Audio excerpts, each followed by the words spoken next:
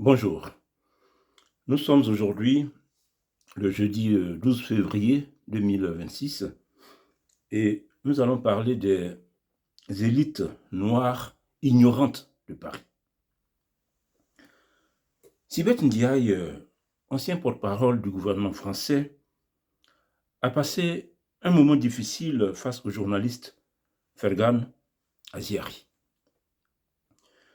Madame la ministre voulait se lancer dans les habituelles et faciles accusations contre les sociétés occidentales à propos de la traite négrière, de la colonisation, enfin, les mêmes rengaines qu'on connaît depuis tant de décennies. Mal lui en prit, car elle n'était pas face à un interlocuteur ignorant sur le sujet. Et face aux multiples questions d'Aziari sur le comportement du monde musulman par rapport à l'esclavage, Sibeth Ndiaye a été contrainte à la modestie de dire je n'ai aucune prétention en termes d'information. Ah oui, vous, la grande intellectuelle qui sait tout sur le passé esclavagiste des sociétés occidentales, vous n'avez aucune prétention en termes d'information quand il s'agit de l'esclavage de la société musulmane. En réalité, elle s'est illustrée par un degré d'ignorance inapproprié, il faut le dire, pour le niveau qu'elle est censée avoir au vu des éminentes fonctions qu'elle a occupées et au vu de sa notoriété. Cette contre-performance de Madame la ministre lui a valu de nombreuses moqueries sur les réseaux sociaux.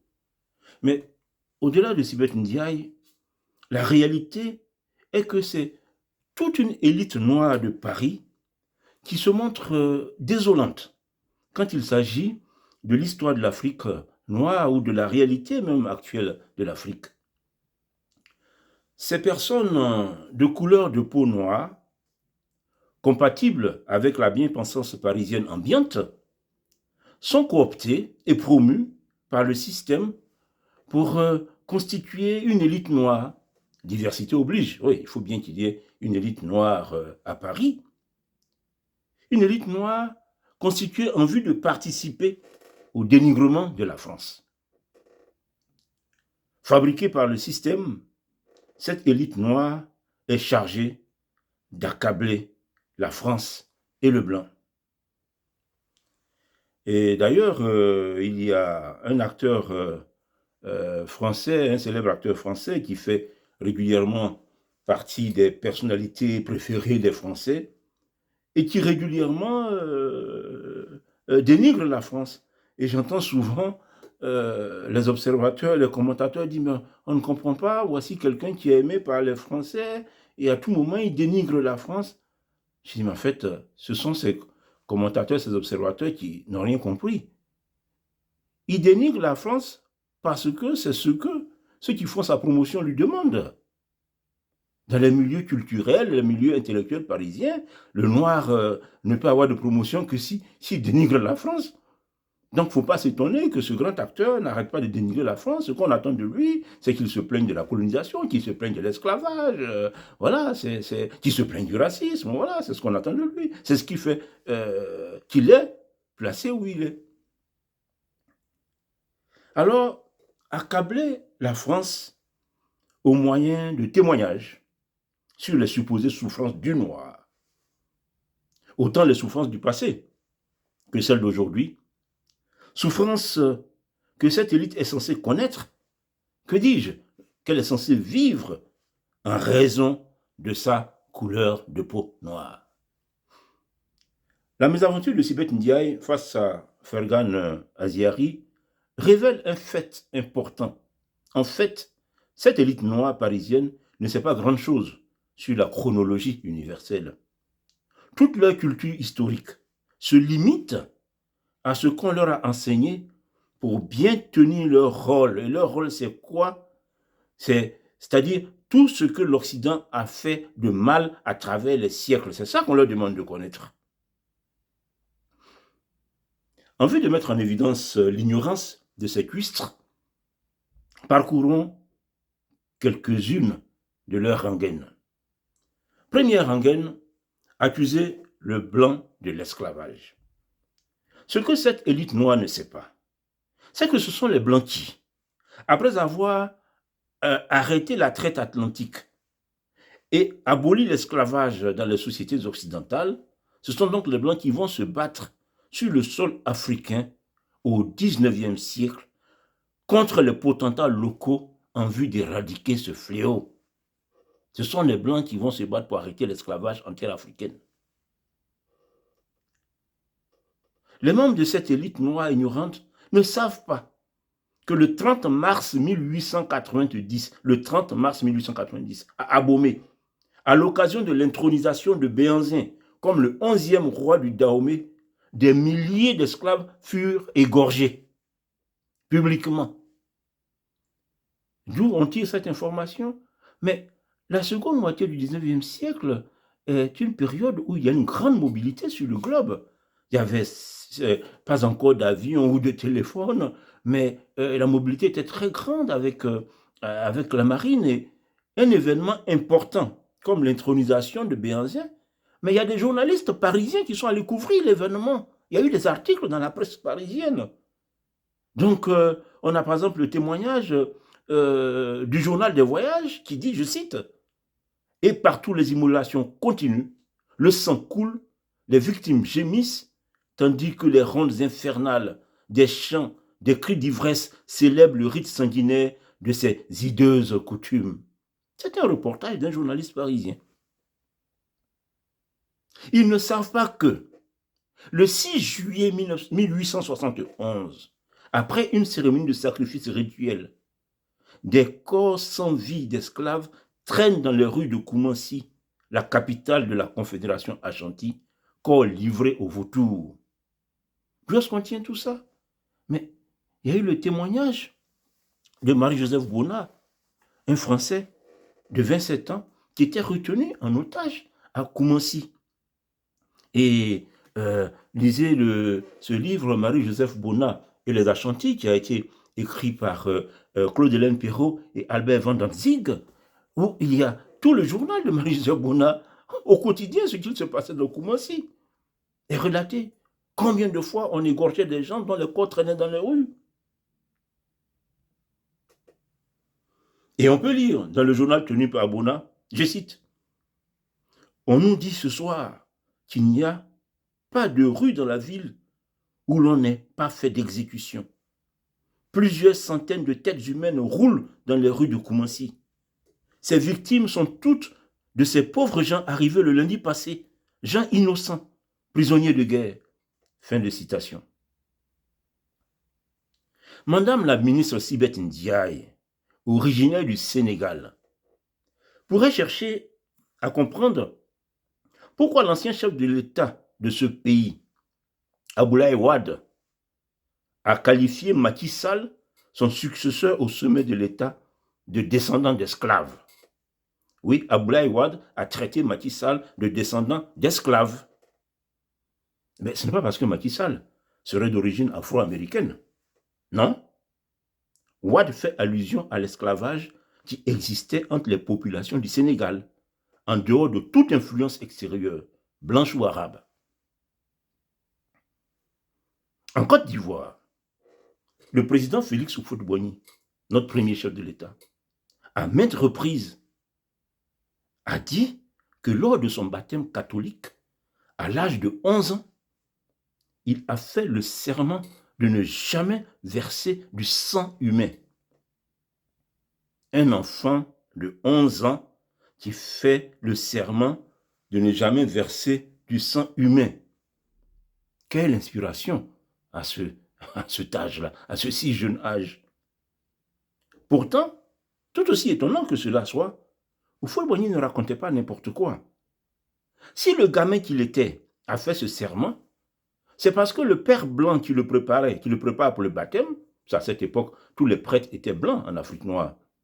Donc le père blanc qui le préparait pour le baptême, c'est que l'enfant Djaoufoué est d'une famille noble baoulée et que les sacrifices humains sont fréquents dans les familles nobles à Caen. Le prêtre sait que, malgré son jeune âge, il a peut-être déjà assisté à des sacrifices humains. C'est donc sur recommandation du prêtre blanc que le gamin de 11 ans promet de ne jamais verser du sang humain. Ce sont des réalités.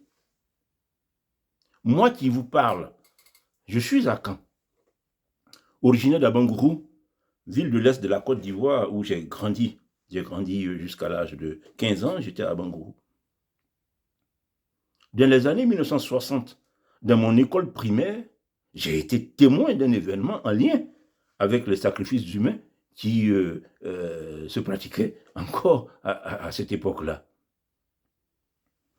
Donc quand on parle d'esclavage ou de traite humaine, au lieu de chercher à accuser les autres, que ce soit l'Occident chrétien ou le monde musulman, la préoccupation de toute conscience noire digne de ce nom devrait être de chercher à guérir l'Afrique noire de ces fléaux dont les sources sont endogènes.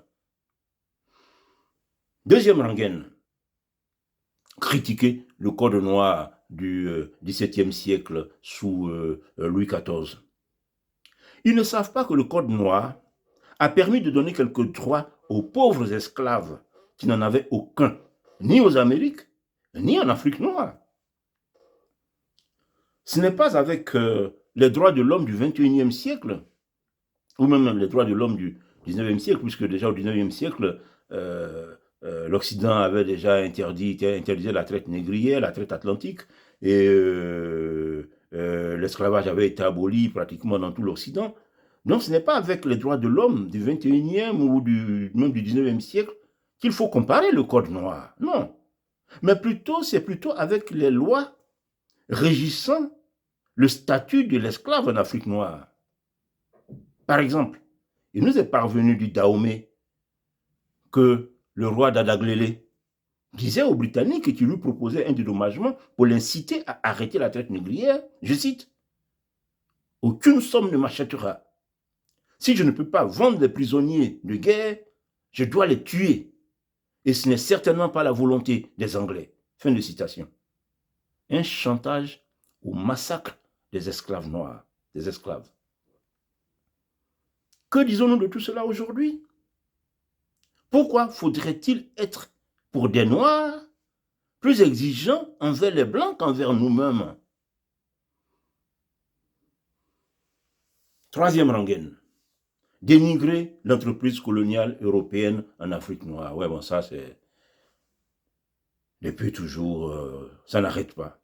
Ils ne savent pas que cette entreprise s'est mise en place avec une adhésion majoritaire des populations et des élites de l'époque.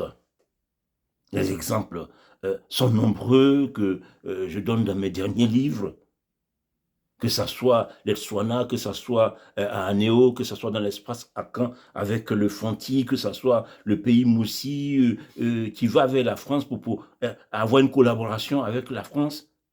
Les exemples sont nombreux.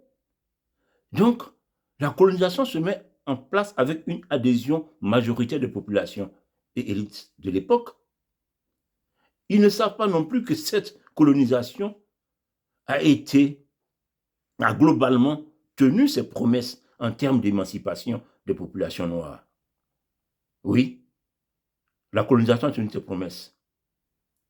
Ils ne savent pas, les pauvres, qu'en 1958, il n'y a pas longtemps, 1958, dans l'espace francophone, appelé à se prononcer sur le choix entre la poursuite du lien colonial avec la France, soit donc la poursuite du lien colonial, soit l'indépendance immédiate, à plus de 9 sur 10, les colonisés de l'espace francophone ont rejeté l'indépendance à plus de 9 sur 10. Cela contredit la thèse de la colonisation criminelle qu'on fait croire aux ignorants. En 1958, le seul pays à choisir l'indépendance immédiate fut la Guinée de Sékou Touré. Sékou Touré qui, attiré par les chants des sirènes des anticolonialistes, de l'anticolonialisme communiste, alla se mettre dans le giron soviétique avec Kwame Nkrumah.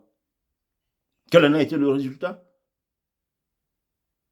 3-4 ans après 1962, Sékou Touré a craqué la porte. Il va se retrouver totalement désemparé, tout seul ne sachant plus à quel saint se vouer. Cela fera de lui le premier dirigeant sanguinaire de l'Afrique noire. Sékou Touré, dès la fin des années 60, les années 70, n'arrêtait pas de tuer la population guinéenne. Et la Guinée en est aujourd'hui encore en 2026 l'un des pays les plus pauvres et les plus arriérés de l'Afrique noire aujourd'hui. C'est cette vérité-là qu'on ne vous dit pas. C'est la partie de l'histoire qu'on vous cache.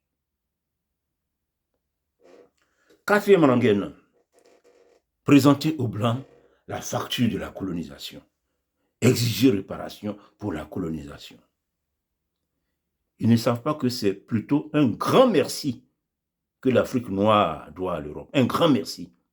L'esclavage et les traites humaines, qui avaient cours depuis des siècles, voire des millénaires, de façon assumée et décomplexée, auraient pu continuer encore des siècles si la colonisation n'y avait mis un terme. Il y a seulement 150 ans, il n'y a pas longtemps, toutes ces histoires-là. Les territoires qui aujourd'hui sont ces pays que sont le Ghana, le Bénin, la RDC ou la Côte d'Ivoire, pour ceux dont les sources sont disponibles, à foison. C'est parfois par centaines ou par milliers que des esclaves étaient égorgés pour des sacrifices humains.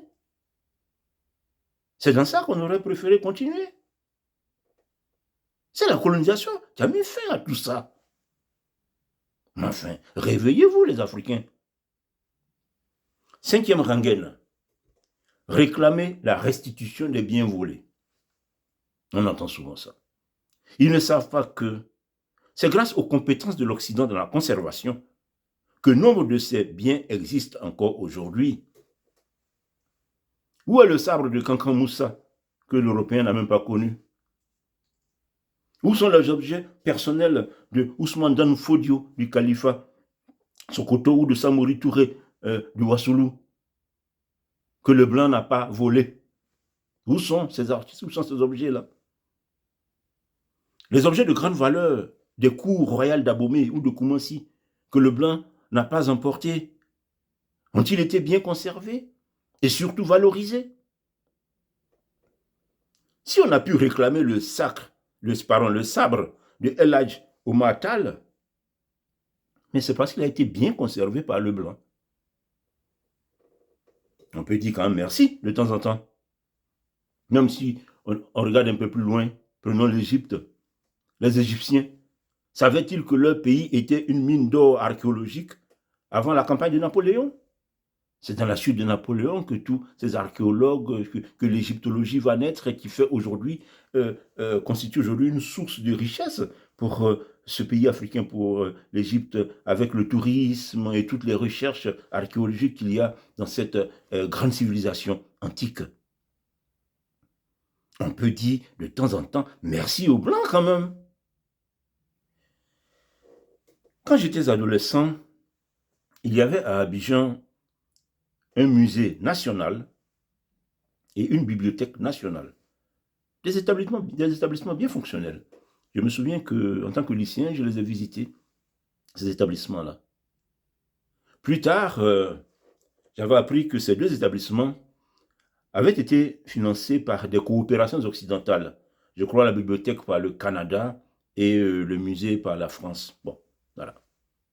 Mais que sont devenus ces établissements de prestige?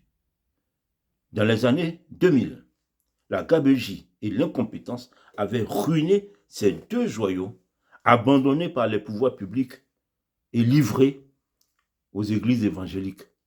C'était les églises évangéliques qui partaient faire des prêches dans la bibliothèque, dans le musée, comme d'ailleurs beaucoup de cinémas à Abidjan étaient devenus des lieux de culte. Au vu de ce qu'était devenu le musée d'Abidjan, il valait mieux pour certains objets ivoiriens d'être conservés en France. Oui.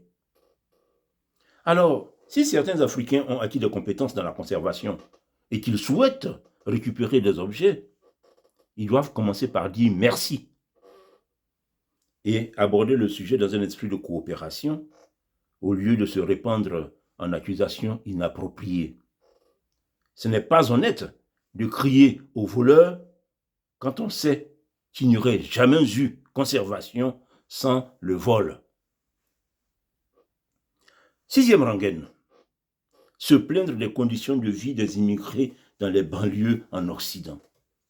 J'ai entendu récemment un député de la France insoumise déplorer la qualité des écoles dans les banlieues parisiennes, écoles qui, selon lui, seraient défavorables à l'éducation des enfants de l'immigration noire et arabe.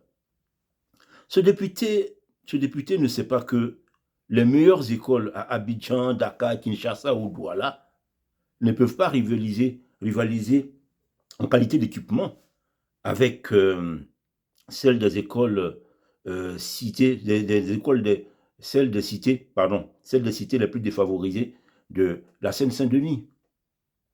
De toute évidence, ce député, se voulant défenseur de ceux de sa couleur de peau, ne sait absolument rien de l'école en Afrique.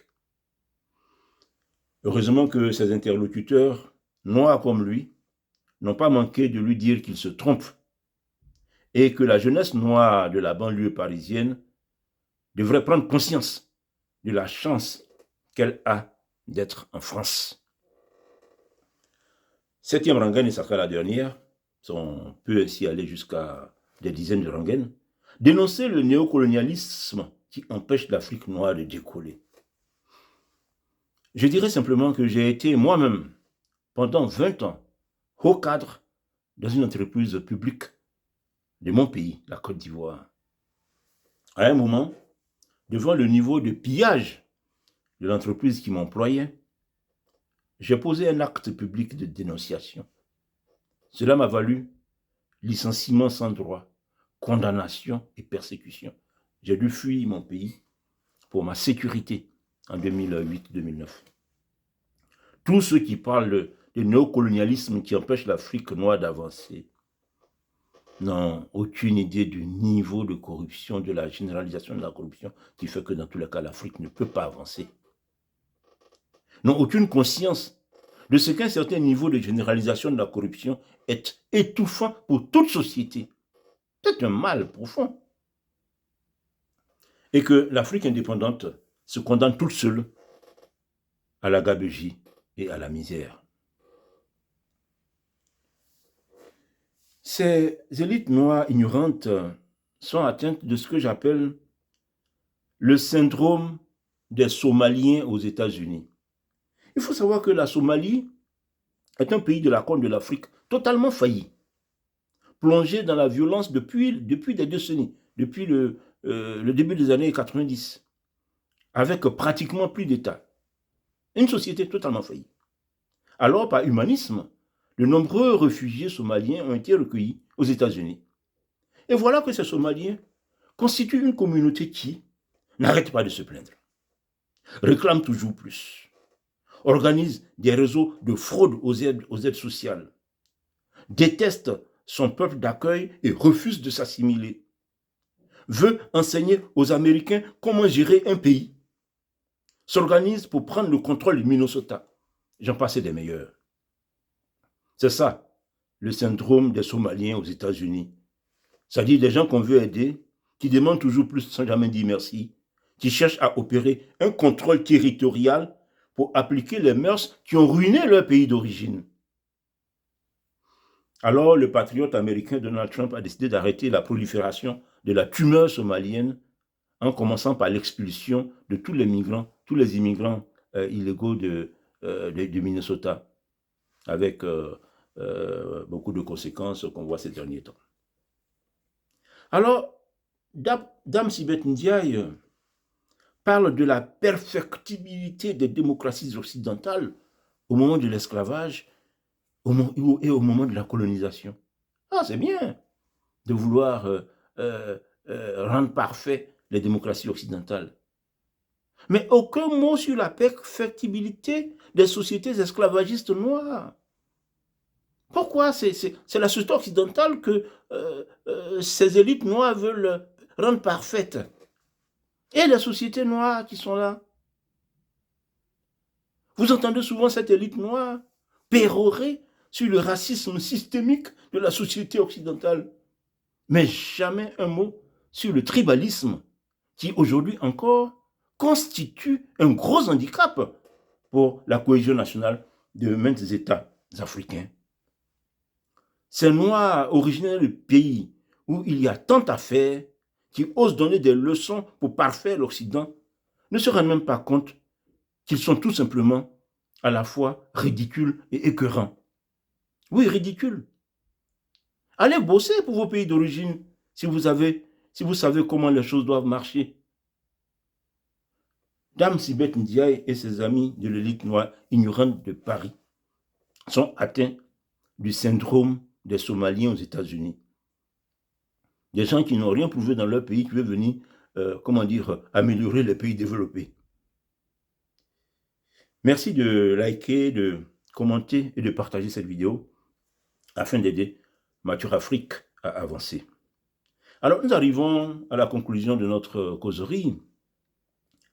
Si des Blancs, pour se proclamer humanistes, pensent devoir s'accuser de tous les maux de la terre, y compris de la traite négrière, c'est leur affaire. Grand bien leur en face. Mais que nous, Noirs, croyons pouvoir en profiter pour nier notre responsabilité dans cette pratique est une faute très grave. Faute parce qu'un mal ne se guérit que lorsqu'il est identifié et reconnu. Aujourd'hui, encore, au XXIe siècle, une partie importante de la population africaine vit et travaille dans des conditions proches de l'esclavage. Le mal persiste parce que l'Afrique postcoloniale ne l'a pas reconnu en vue de le combattre et de l'éradiquer. Les mensonges anticolonialistes ont induit l'Afrique et le monde noir en erreur. On ne peut pas guérir quelqu'un qui n'a pas conscience de sa maladie. Il est donc important que les peuples africains, et les Noirs d'une façon générale, renouent avec la vérité de leur histoire, prennent conscience des tares endogènes qui sont les principales causes de notre parcours peu enviable. Et il n'y a pas à désespérer, Le mensonge, on le sait, prend l'ascenseur quand la vérité prend l'escalier. Donc le mensonge est tout de suite, arrive plus vite. Mais le mensonge ne peut pas résister à la puissance de la vérité quand cette dernière s'exprime. Je précise que je ne suis pas historien, je suis quelqu'un qui s'intéresse à l'histoire, on pourrait dire peut-être un passionné d'histoire. Mais aujourd'hui, les moyens de s'instruire sont à la disposition de tous. Tout ce que je dis est vérifiable par toute personne de bonne foi et de bonne volonté. Alors cette élite ignorante parisienne n'a aucune excuse, aucune. Les textes sacrés disent « Vous connaîtrez la vérité et la vérité vous rendra libre ». Le monde noir a besoin d'être désintoxiqué de l'abrutissement anticolonialiste qui n'a que trop duré. Réveillons-nous pour la vérité, frères et sœurs du monde noir. Je vous remercie et à la prochaine.